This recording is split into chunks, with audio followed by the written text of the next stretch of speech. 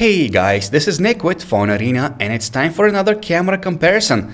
We've chosen the Nokia Lumia 925 as the star of the show, with an 8.7 megapixel camera on its back, backed up by optical image stabilization, and it will be running against several of the most capable camera phones available right now. Here we have the Samsung Galaxy S4, which has a 13 megapixel camera on its back, the HTC One and its 4 megapixel Ultrapixel camera, as well as the iPhone 5 and the Samsung Galaxy Note 2, both of which come with 8 megapixel cameras. All of these phones are well known to be high-grade shooters, so the Nokia Lumia 925 is in for some tough competition. We took dozens of photos under all kinds of conditions and it was a close call at the end. But before we tell you which smartphone took first place in our comparison, let's tell you more about how the cameras on these smartphones perform. When it comes to capturing fine details, the Nokia Lumia 925 is an average performer. Its daytime photos look very clear and have very little digital noise in them, but the details are a bit on the soft side. Its camera can capture colors very closely to the way they look in real life without exaggerating their color saturation, as last year's Lumia 920 did. Close-ups taken with the Lumia 925 look okay, although we wish they had a bit more detail. What the Lumia 925 stands out with, however, is being capable of exposing images properly and capturing as much of the dynamics range as it is capable of. The Samsung Galaxy S4 had the upper hand in many scenes throughout our testing. For example, its daytime photos packed the most details and looked great even at 100% zoom. Its macros and close-up photos were also the ones we liked the most because, again, the smartphone's 13 megapixel camera had managed to capture tons of fine detail.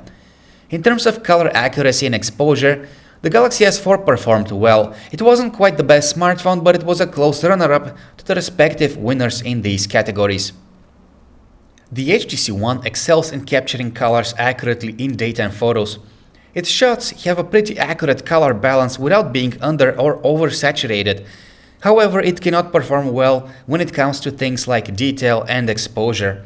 Its photos are too sharp, which causes unwanted artifacts to appear throughout the image, and we also noticed that on some occasions, areas of the photo that are far from the center appear slightly blurry for some reason. Besides, the HTC One has a tendency of leaving out certain areas underexposed and looking darker than they should. When it comes to close-ups, the HTC One is an average performer. Its close-ups look nice, but aren't quite as detailed as those taken with other high-end phones. The iPhone 5 is great for capturing macros and close-up photos because they are sharp and very detailed. During the daytime, its camera performs well in terms of capturing colors. Its photos look very nice in general, although their color tone has a slightly warmer appearance. When it comes to details, the iPhone 5 captures lots and lots of it in its photos, while maintaining a tolerable amount of digital noise. And in almost all of the scenes that we shot, the iPhone 5 managed to produce a well-exposed photo. The Samsung Galaxy Note 2 has a very capable camera, but in most categories it is slightly behind the rest of the gang. It is good at taking detailed photos in broad daylight or whenever there is enough light present. Same can be said about its close-up shots, which are also very detailed and look nice when you zoom in. Its camera is capable of exposing the photographs well under a wide range of circumstances, and the color representation is mostly fine, with only a hint of exaggeration whenever there are red or pink objects within the frame. Taking photos indoors is a challenge because smartphone cameras aren't very good at that, but if there is enough light, the phones we're comparing can deliver decent results. We were expecting the Nokia Lumia 925 to grab the first spot in this category since it is advertised as a very capable low-light shooter, but it couldn't quite reach our expectations. Its photos were of average quality with good exposure, but also plenty of noise in them, and its LED light couldn't illuminate the entire scene. The iPhone 5, on the other hand, performed really well, and its LED flash could provide better light. Its low-light photos were noisy, but the most usable of all. Close after it was the Samsung Galaxy S4. Its indoor photos often had cooler than usual colors, which of course didn't look pleasant, but the photos were really detailed regardless of whether its LED flash had fired or not.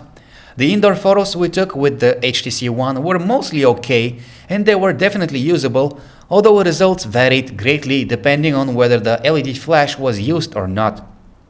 Last in line came the Samsung Galaxy Note 2. Its indoor photos were darker, less detailed, and often captured colors inaccurately.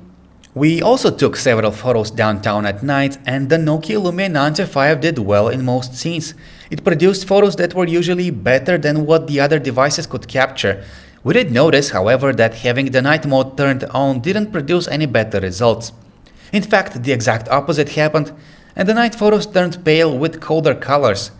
The Samsung Galaxy S4 managed to take great night shots as well, and actually, it was a bit better than the Lumia 925 in a few scenes.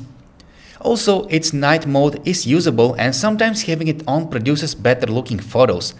The Samsung Galaxy Note 2 was an average performer at night and could take decent photos across all scenes, although it couldn't do as great of a job as the previous two smartphones.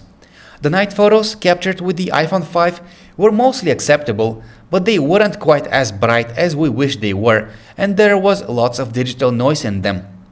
The HTC One should be capable of taking good night photos, but in reality it often overexposes the light source and the frame can be sometimes blurry. All of the smartphones we are comparing can take 1080p video at 30 frames per second using their cameras, and when their videos are shot in broad daylight, they look perfectly fine. Only the videos captured by the HTC One had a faint blur present in the left and right sides of the frame at times, but that imperfection wasn't too noticeable. Taking videos in low light, however, is a rather difficult task for a smartphone camera. All 5 smartphones managed to capture night videos of average quality, but honestly we were expecting better results. The Lumia 925 night videos were noisy and with cold colors. The Galaxy S4 and the Note 2 could capture colors accurately, but they had troubles keeping the focus at the right spot.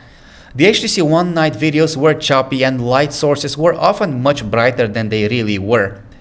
The iPhone 5 low-light videos were passable, but still very noisy. We must mention, however, that the Lumia 925 and the HTC One have outstanding microphones, so the sound in their videos is excellent. Their advanced mics can record a wider portion of the sound spectrum clearly, even at high volume levels. The audio recording skills of the Galaxies are average at best, while the iPhone 5 performs poorly in that respect. The Nokia Lumia 925 is the only smartphone of the bunch to offer a dedicated 2-stage shutter key, so it feels and acts a lot like a camera when it's being used as one. The shutter key can be used to not only focus and capture the photo, but also to launch the camera app even from the lock screen, which is really convenient. The handset is very comfortable to hold horizontally while shooting thanks to its shape, and since the camera sensor is positioned close to the phone's middle section, there is little chance of the user accidentally obscuring its field of view with a finger. While shooting portraits, however, our finger often got into the frame, which was annoying. Also, the lens will require regular wiping because the user's finger rests right on it pretty much all the time while the phone is in use. Here's the camera interface on the Nokia Lumia 925. It is simple and clean, but advanced features aren't absent. There are several shooting scenes available from the settings menu and ISO controls, but getting to them requires more taps than it should. Additional features, or camera lens as they're called, can be downloaded and applied from the camera menu, but this whole procedure might be confusing to people who are using this phone for the first time. Nokia has added its Smart Cam application, which allows one to add fancy visual effects to their photos or just edit the photos by removing frowny faces and unwanted objects. The Samsung Galaxy S4 doesn't have a shutter button, but its volume down key can be used as one. Launching the camera from the lock screen is possible by placing a shortcut on it. However, the user has to do that manually because the lock screen shortcuts are disabled on the Galaxy S4 by default. Samsung has loaded the Galaxy S4 with lots of camera scenes and modes, which are all easily accessible with the tap of a button. There are some advanced features as well, such as software image stabilization and HDR videos, which were added after the latest software update. These may be very useful depending on what is being photographed. The HTC One has a very slim profile, so it isn't as comfortable to hold while taking photos, but we don't think that's too big of a deal. A lock screen shortcut for launching the camera is set up by default. There is no physical shutter button on the phone, so you have to rely solely on the virtual one. Browsing through the settings menu on the HTC One can be a bit confusing at first because all the settings are listed in a single list. There are several shooting scenes available from here, along with controls for the camera adjustments such as sharpness and exposure levels. Something really cool about the HTC One's camera is that it can shoot slow motion video at 120 frames per second and high definition video at 60 frames per second. HDR videos are also an option. So here is the iPhone 5. It doesn't have a dedicated shutter button for the camera, but its volume down key can be used as one. Launching the camera from the lock screen is done with a simple swipe upwards. In iOS 7, the camera interface has retained its simplicity, so even a beginner can start using it straight away. Switching between photos and video modes is done with a single swipe sideways, and there are also a bunch of camera filters preloaded. Those who are into manual controls and tweaking settings are in for a disappointment because these aren't available on the iPhone 5, but at least the built-in HDR mode and panorama mode work quite well. Last but not least, we have the Samsung Galaxy Note 2, which is very similar to the S4 in terms of features. The camera can be launched straight from the lock screen, and the volume down key, located on the side of the device, can serve as a shutter key. Lots of image adjustments are available for those who like to experiment with these, and the list of advanced camera features includes panorama and HDR photos. A software image stabilizer is present as well, available both while shooting photos and videos. So in conclusion, the Nokia Lumia 925 comes with a very capable 8.7 megapixel camera that can take some really nice photos, especially at night. We find it superior to its predecessor, the Lumia 920, meaning that Nokia's camera team has done its job well. However, the 925 leaves room for improvement when it comes to details, so it can't quite be regarded as the ultimate camera phone. Overall, the Samsung Galaxy S4 and the iPhone 5 are a notch ahead of the Nokia Lumia 925. Their photos simply look better and contain more detail. These two smartphones manage to constantly deliver results of above average quality throughout our testing, no matter the circumstances. The HTC One with its Ultrapixel camera behaved strangely during our testing. The slight blurriness that we noticed spoiled many of the photos, and that isn't acceptable for a smartphone of this class. In other scenes, however, the HTC One performed well, so it seems like it does have a very capable camera, but it's twitchy and might require manual fine-tuning in order to capture a given scene in the best possible way. And as for the Samsung Galaxy Note 2, it is still an all-around decent camera that excels in taking daytime photos and videos. However, low-light scenes are its weakness, so don't count on the Note 2 if you'll be shooting in a club or at night with it. Thanks for watching our comparison between the cameras on the Nokia Lumia 925, Samsung Galaxy S4, HTC One, iPhone 5 and the Samsung Galaxy Note 2. For a more thorough version of the camera comparison you just saw, feel free to visit our website phonearena.com.